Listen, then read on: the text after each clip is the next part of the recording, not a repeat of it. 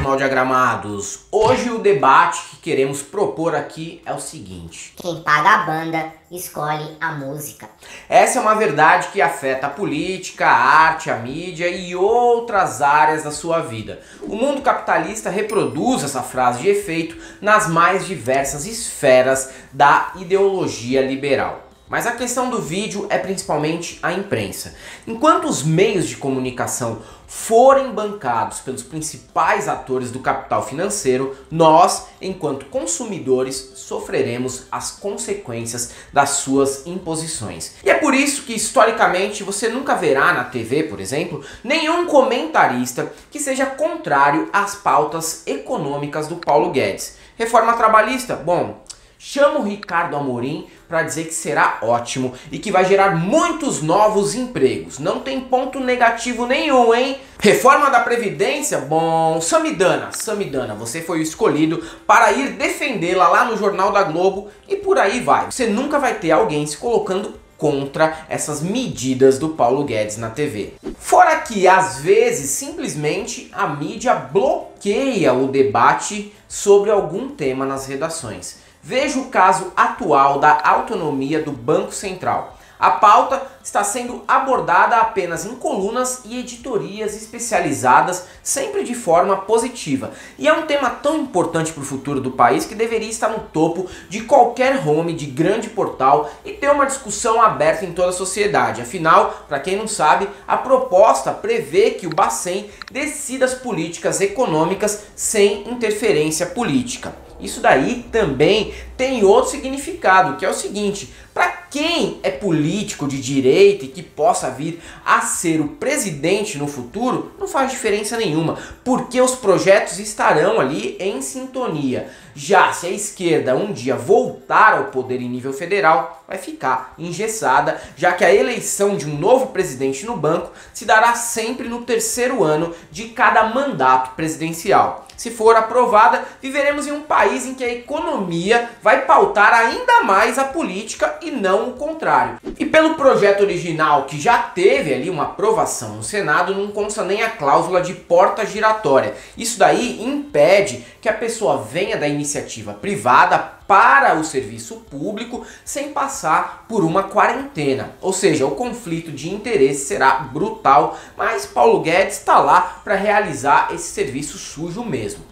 E bom, onde entra o título do vídeo nessa história toda? Eu vou explicar. Começando pelo Amapá. O estado do norte brasileiro completou, nessa sexta-feira, 6 de novembro, 3 dias sem luz em 13 das 16 cidades que tem, incluindo a capital Macapá, que tem mais de 500 mil de habitantes. Esse apagão foi resultado de um incêndio em uma subestação de energia na zona norte da capital. O plano emergencial divulgado pelo governo federal para dar apoio ao estado prevê recuperar o fornecimento para 70% dos afetados ainda no fim de semana e para os demais entre 15 e 30 dias, o que, se tratando do governo Jair Bolsonaro, também pode significar aí uns 2 meses sem energia elétrica em casa. O absurdo aqui tá onde? Tá no seguinte: as redes sociais e a grande imprensa não estava tratando o caso com a seriedade que ele merecia. Vale lembrar que qualquer chuvinha que afeta o Vale do Engabaú aqui em São Paulo vira pauta nacional, mas Amapá, para a nossa imprensa,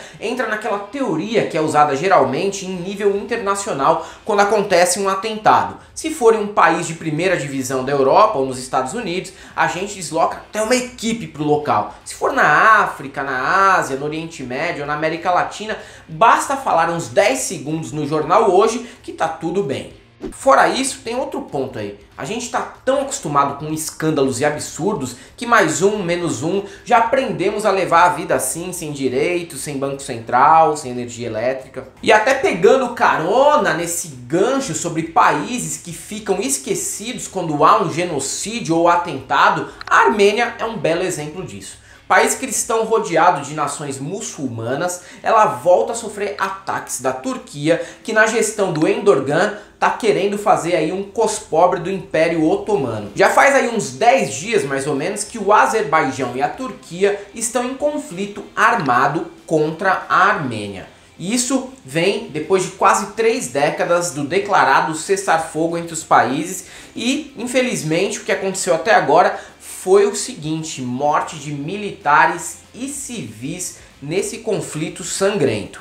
E aqui no Brasil, e principalmente em São Paulo, essa notícia poderia ser um escândalo, mas só virou uma pauta longa no Jornal da Globo apenas quando o System of a Down voltou, depois de 15 anos separado, para lançar 2 músicas sobre esses conflitos no país de origem dos familiares dele.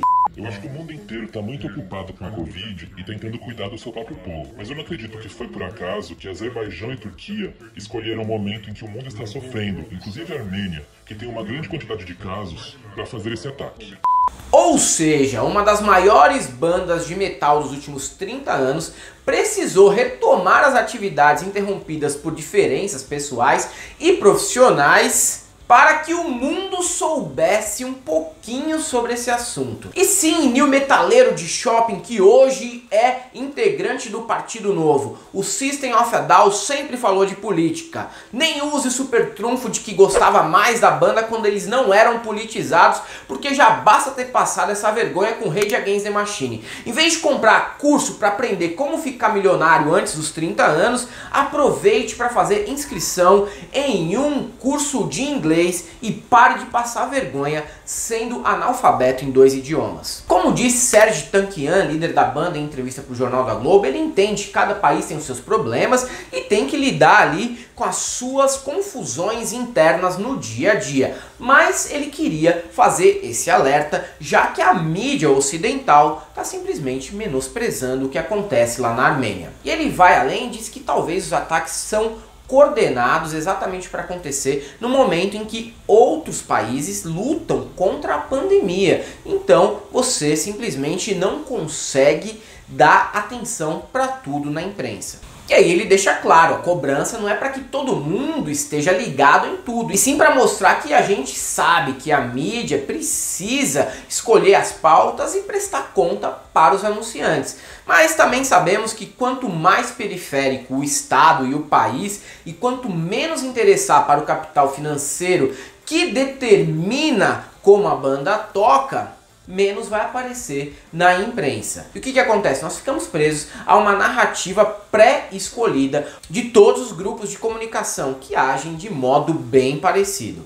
E é isso aí, galera. Para quem gosta aqui do nosso canal, nós temos nosso Apoia-se, nosso Seja Membro e também a nossa conta jurídica, caso você queira fazer uma colaboração. E para quem gosta da Galãs Fez no YouTube, saiba que também estamos presentes em outras redes sociais, como Instagram, Twitter e Facebook. Sigam a gente lá. E para todo mundo que acha que a mídia não dá atenção porque não tem espaço e não porque os anunciantes escolhem o que vai ser determinado nas pautas, só temos uma coisa para te dizer: não passarão.